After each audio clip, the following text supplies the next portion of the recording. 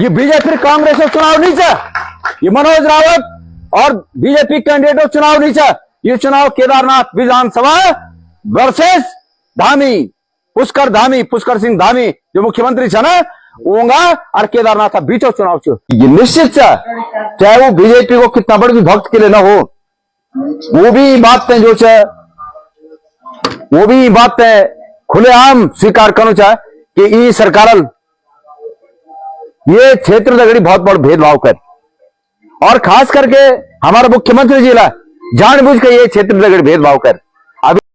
गणेश गोदियाल ने इन बयानों के जरिए केदारनाथ उपचुनाव की टोन एक अलग दिशा में सेट कर दी है और ये बताने की कोशिश कर दी है कि बीजेपी के लिए धामी ही सबसे बड़ी मुसीबत बनने वाले हैं। धामी के गले पर क्षेत्रवाद की घंटी बांधकर गोदियाल ने और कांग्रेस ने यह संदेश देने की कोशिश की है कि केदारनाथ के साथ भेदभाव हुआ है, अनदेखी हुई है और यही वो मुद्दे हैं जिनके जरिए अब बीजेपी को जवाब देना भारी पड़ सकता है। हम तो काफी दूर बैठे पलतर बैठे हैं अच्छा, और धर्मदास मानो खुड़ा यहाँ था कि खबरदार हे केदारनाथा लोगो, हे केदारनाथा सम्मानित मतदाता हो, जाएगी जावा जवाब होगा और जाएगी के जो चाहे निर्णय करा। अगर तुम्हारा ये बीजेपी का चक्कर में कही और जो छोटी मोटी बातों में अगर ये थोड़ा कुछ निर्णय कर ले तो ये प्रदेश तय और तुम्हारे क्षेत्र तय और टाइम भी एक किस्म की जिलालत झरण पड़े, ये किस्म को नुकसान झरण पड़ो।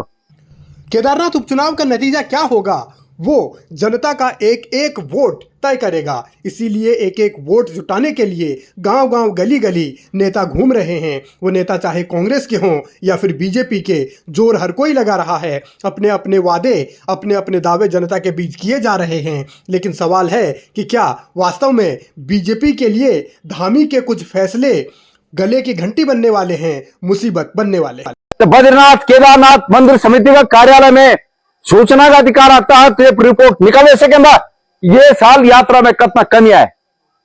5 लाख लोग केदारनाथ में कम हुए ना, और 5 लाख लोग की यात्रा बद्रीनाथ में कम हुआ और तने यमुनोत्री गंगोत्री में कम हुआ। किले में बड़ी भेदभाव। आज ये जनता की पंचायत में यह बात मुख्यमंत्री जी से पूछनी चाहिए और अमल पूछने से मुख्यमंत्री नहीं। अगर हिम्मत हो मुख्यमंत्री में, उत्तराखंड मुख्यमंत्री में हिम्मत हो तो ई बात हो जवाब आकर अगस्त मुनि में देन, ई बात हो जवाब मुख्यमंत्री में देन, ई बात हो जवाब गुप्त काशी में देन। इनके लिए हुए आज तक इनका भी नहीं हुए। इनके लिए हुए कुछ गुजरात एक कंपनी जैन रिस्क केस में बैठ के लोकतंत्र के विद्रोह कर वो अपराधी, वो हमारा अपराधी चाह, वो केदारनाथ अपराधी चाह, वो उत्तराखंड अपराधी चाह।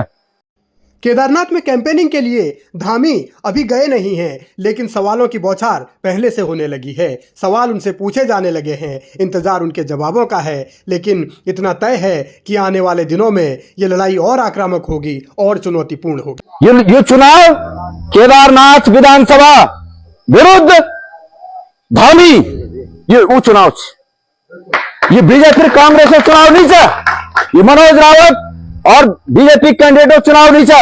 ये चुनाव केदारनाथ विधानसभा वर्सेस धामी पुष्कर सिंह धामी जो मुख्यमंत्री छे ना होगा और केदारनाथ का बीचो चुनाव छे।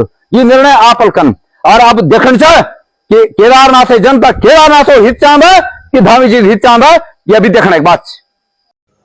केदारनाथ में मनोज रावत कांग्रेस के कैंडिडेट हैं, आशा नोटियाल बीजेपी की कैंडिडेट हैं और लड़ाई अब गणेश गोदियाल ने सीधे सीधे मनोज रावत वर्सेस आशा नोटियाल नहीं बल्कि केदारनाथ वर्सेस पुष्कर धामी बना दी है। सवाल है कि क्या बीजेपी कैंडिडेट के लिए ये एक नई तरीके की चुनौती है? क्या बीजेपी अब इस संकट से बाहर निकल पाएगी? हालांकि बीजेपी ये दावा कर रही है कि केदारनाथ में उनकी जीत अब तक की सबसे बड़ी जीत होगी।